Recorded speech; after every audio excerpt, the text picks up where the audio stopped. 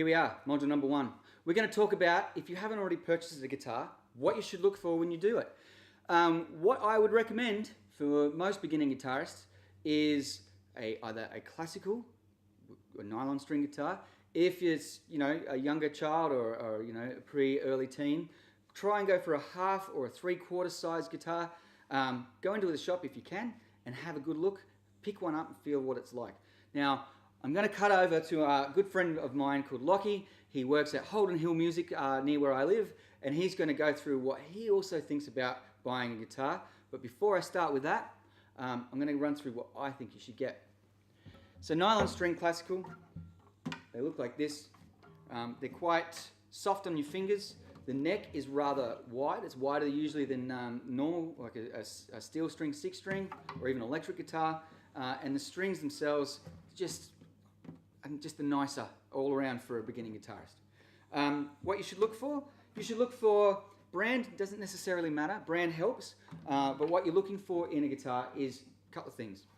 You want a good action, and Lockie's going to talk about that. The action is the distance between the string and the fretboard. You want to make sure that it's all solid. You don't want to have anything that's loose. So just, give it a touch, give it a feel. What I also like to do is listen for rattles. If you're really interested in keeping a guitar forever, one way to do it is to find out if it's a good build. It's how long the sustain lasts, how long the resonation lasts throughout the guitar itself. So if you put your finger on, say, the 7th fret, which is the 2nd dot up, grab the D or the G string in the center there, and hold it, and listen for how long that note rings for. The sustain on this one isn't that great, and the strings are really, not that great either. But this was my beginner guitar, and that's really all you need to know. Look for a good solid build, that nothing's super loose, that it's all sort of, quality stuff. These guitars can go for as little as about $100, and that's a good start. If you want to get a good steel string that's going to last you a little while, I think you should be looking around about the $250 to $500 sort of range.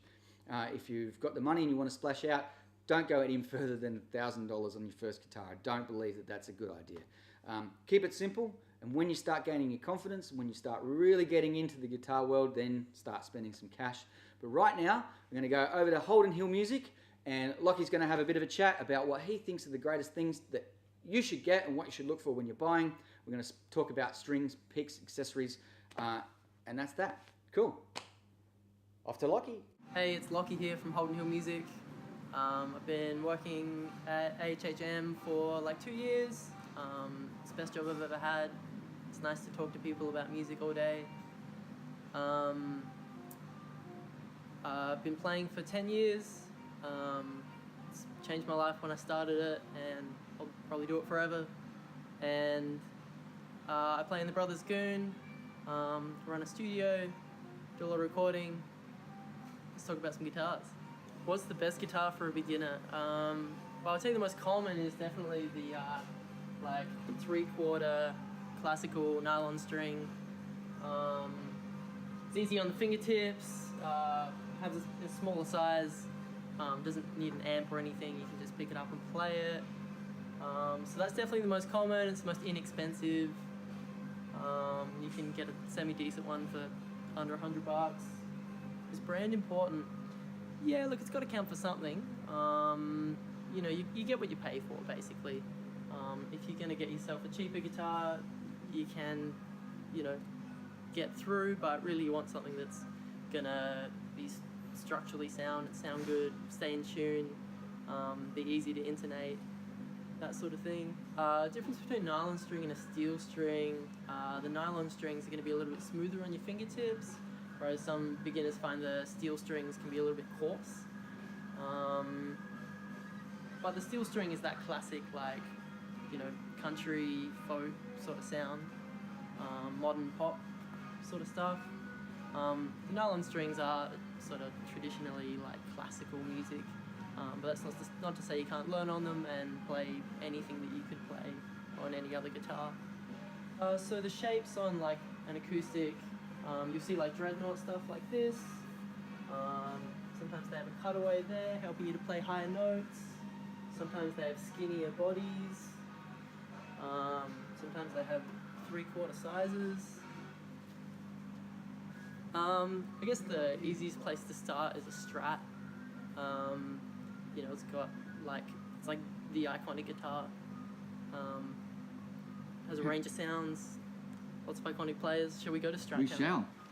Yeah, so the Strat is like the original like bread and butter electric guitar. Lots of people learn on a Strat. Lots of people learn on like Squire Strats. Great place to start. My first electric was a Squire. So they sort of start at around like the $300 mark. And they come in a package sometimes too? Yeah, absolutely. Yeah, you can put together a package with an amp for like $500. So when someone's talking about action, they're mainly talking about the distance between the string and the fretboard.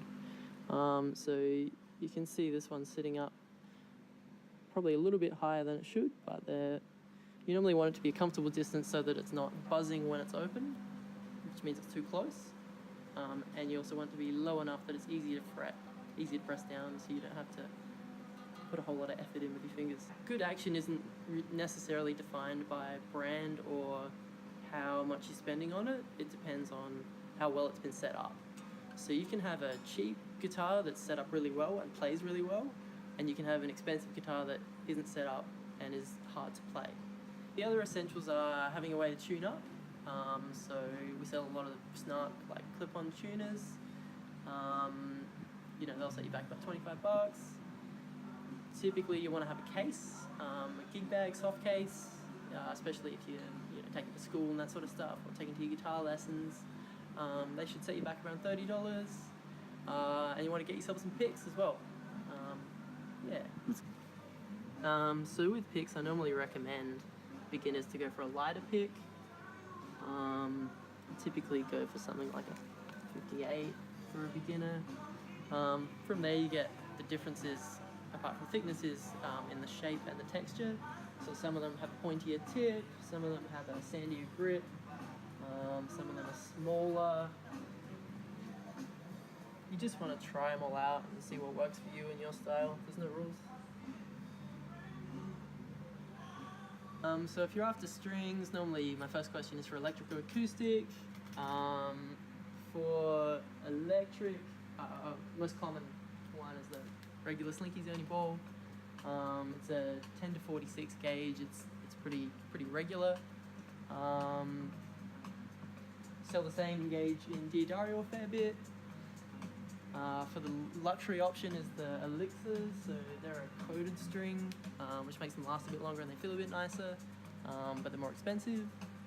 In acoustic world, the Diodario 12 to 53s are the sort of most popular string.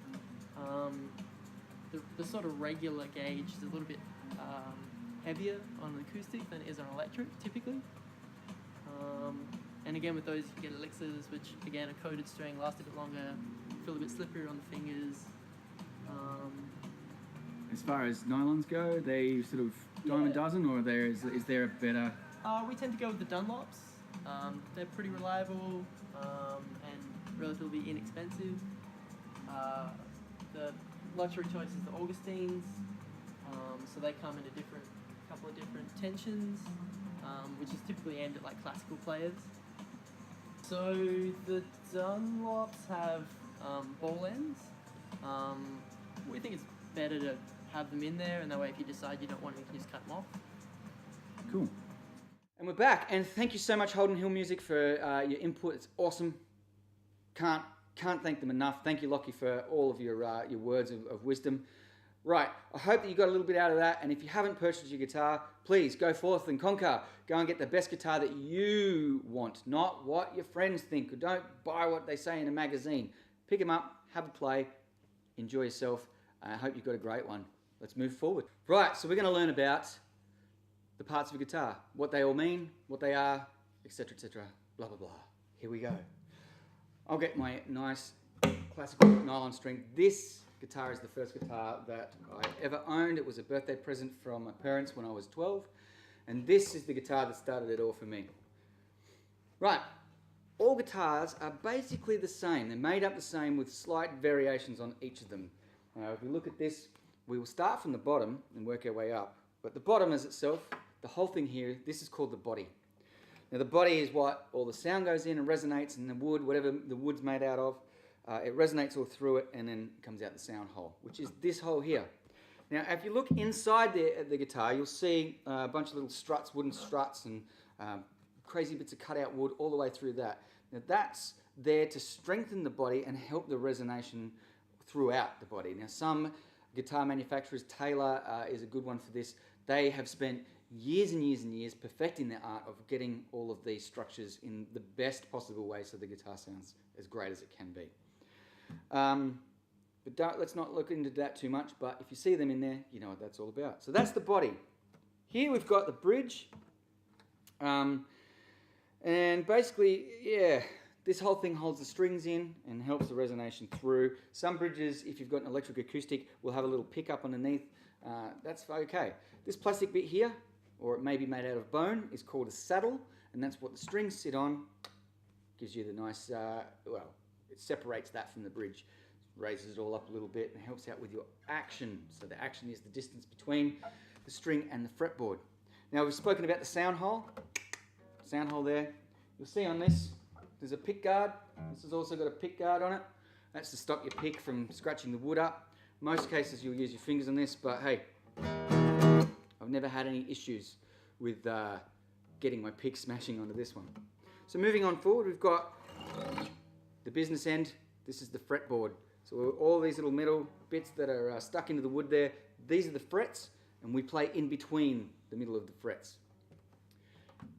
On most classical string, or nylon string guitars, you won't have little dots, as this has little dots, and this has rather large chunks, but you'll have little dots on the top of the actual neck there. That indicates where the frets are. So it starts off 3, 5, 7, 9, and 12, so that anytime you look down, you'll know where your fingers are, or if you've got to go to a certain position on the fretboard, it's a ready reference so you get there in time real quick. At the back of the fretboard, this is the neck. The neck is joined to the body in many different ways. Dovetailing, let's have a look at this one here. This is actually glued on, this one is too. This one here is also, I think this one, they sort of, it's set into the neck itself. Cheaper guitars tend to be glued on. Other guitars, they might even be screwed on, which I'll show you in a second. And moving on up a little bit, here we've got what's called the nut. This plastic bit here, it is where all the strings are lined up and they set it on the saddle there. And here we go to a headstock. Headstock contains the tuning pegs and the machine heads. And that's basically a guitar.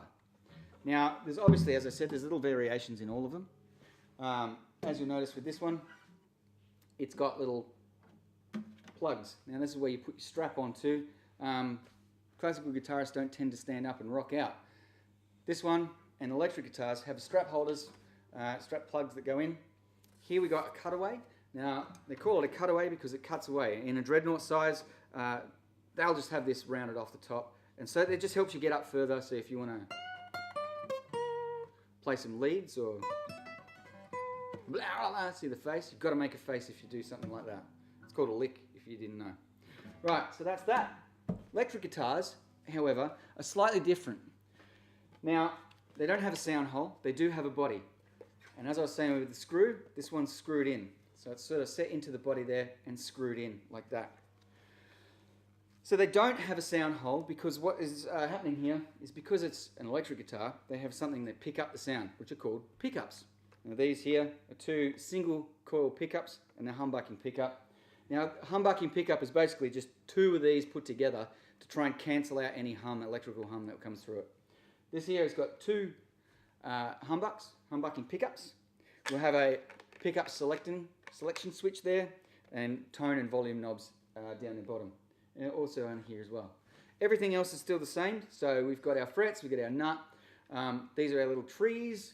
We'll get onto and they help with the sustain of the neck. But that's about it really. Guitars are relatively simply designed, but they all have fun little things about them. This one here, a little whammy bar, so if you're playing some sort of rockabilly or whatever, that's what you do. That's all the parts of a guitar. So when I start talking about a headstock or the nut or the fretboard, you know what I'm talking about. Moving on to looking after your guitar. Now, looking after your guitar, it may not be a relatively expensive piece of equipment, but it's this one here, this is my first one here. I'm pretty sure it was only like $100, but the sentimental value that I have out of this thing is priceless. So I look after this as much as I can, and the number one way of doing that is, show you real quick, either a soft travel case, which you can take to and from lessons, or a good hard case. Now the hard case are obviously going to be a little bit more expensive, but hey, it's worth it. It's worth it for your investment. And inside it's all lined up, nice and fluffy. It's a nice little bed for your guitar to sleep in when you're not using it. And great for travel, sticking in the back of the car. It won't get messed around. Second thing that you should buy, a microfiber cloth. Anytime that you change the strings, you can get in underneath, give it a wipe out of any dust and whatever gunk is in there. Give the fretboard itself a wipe as well, and up the top here in the headstock, get rid of all that dust to make it all look nice and shiny. I have used this stuff here called Fast Fret. It's basically a little oil that sort of gets on the fretboard. So when I change my strings, generally I'll get that and give it a bit of a once over, and it just nourishes the wood out. It's pretty gimmicky, but I like it. It works for me. I've had that one for probably about 10 years now. So in conjunction with this and that, keeps the fretboard and your strings feeling nice and silky smooth. A guitar stand. Get yourself a guitar stand for when you're going to be practicing like every day, and you don't want to put it away in its case every time. So you just chuck it on that so it's not lying on the floor. Somebody trips over, and it kind of looks cool when it's sitting there. So these are rather inexpensive too. There is 1,000 million different designs of a guitar stand, but whatever works for you. Right, lastly for guitar care, I'm going to talk about humidity. So if you're living in the tropics or you're living in really cold places, you'll either suck the moisture out or it will add too much moisture to the wood. As we all know, moisture in wood makes it swell up, not that great. And moisture in anything can help harbour mould. Now this one here is one of the cheaper ones that I've come across. I don't even think it's got a name for it. But it's basically they call it, that's right, Hole Master, a humidifier, dehumidifier, and it's also a feedback halt. Don't worry about the feedback halt. That's for when you're playing and you've got lots of amplifiers and PA around, and the sound will go back in the hole and come back out again, and it's called a feedback loop, and it's feeding itself and it makes some noise. This helps stop that. But in the back, it's got those silicon balls that you get in the brand new shoes and that type of thing. It's got them on the back of it, and it just stops the moisture getting into the sound hole, and it sucks any other moisture out. So it just sits in there, and if it's away, when I put this away in its case for extended periods of time, if I go on holidays or whatever, I just chuck that in and leave it in its case, and it's as simple as that. So yeah, there are other types of dehumidifiers that are much more expensive. I think that was like $20 or something silly, real simple. If you want to invest in one of those, especially if you live in the tropics, please get yourself something like that. There are a whole bunch of gimmicky sort of looking after your guitar stuff. There's lemon oil, which I don't really think does a whole lot. There's even like fret polish. If you're getting to the point where you need to get fret polish, I suggest probably sending it to like a guitar shop. They may have somebody who looks after the guitars there, and they'll give the guitar a once over, and it'll cost you a whole lot less than buying all these gimmicky dumb things. There are also, I tend to really sort of, when I strum, I can get quite aggressive. There's things, little silicon rubber strips that you can stick on there. You can see on this it's starting to wear away a little bit, and that just stops that. But they tend to have they fall in the sound hole, and it's not so good. Also, as far as guitar care goes, look after yourself as well. Look after your hands, look after your fingers, look after your well-being. Playing this thing is really cathartic, and it's such a release. It's a wonderful thing to do. Please get yourself into that, but we're going to crack on now. Okay, before we move on to tuning the guitar and restringing it and the rest of the course, we need to know what the names of the strings are. Strings are cool. There are thousands of different types as we've covered on. Now these are my favorites, not necessarily this gauge. I prefer to get a higher gauge than this, but I have a couple of gigs coming up that really are going to really push my fingers to the limit. So I've got what they call custom light, 11 to 52 gauge. I recommend that if you're starting out with a steel string, you get the 10s, the 10 to 52s or 10 to 51s. They're nice and light, they're really easy on your fingers. Again, there are hundreds of different types of strings. So just be wary of your fingers and just try and go for the lighter gauges to start off with. As you're starting to get a little bit more confident, you're getting callous on your fingers, then start easing yourself up to where you find it comfortable. If you get a set of strings and they're like way too hard, go back down. That's it. That's all you got to do. Trial and error for what works best for you. I can give you the guidance along there, but it's entirely up to you what you want to do with your you looking after yourself. Right, so string names. The way that they name them, the naming convention starts with the high E string down to the low E string. And it is E, B, G, D, A, E. If it's not, too easy to remember, Easter bunnies get drunk at Easter. Easter bunnies get drunk at Easter. It's the easiest way that that I can remember it. That's how I was taught, so I'm teaching you that too. Right, when you string your guitar, it's best to start with one string at a time. You can get rid of all of the strings at once if you wish, or you can just restring one at a time. What you're trying to do is not put weird tension all over the place so that the neck doesn't get bent up. So you go, low E to high E or high E to low E, whatever works. But try not to do like 2 strings and then leave the rest all tightened up. Get rid of all of them at once. Or if you've just broken one string, just replace it as soon as you can. And that's about all I can say about that, really. Pretty self-explanatory, I hope, because it doesn't really explain itself, but I've tried to explain it as best as I can. Any comments, questions, just write them below. I'll get back to you. All right, let's move on to tuning and restringing and getting into that cool, good stuff that you need to know. Important skill to have. Let's crack on.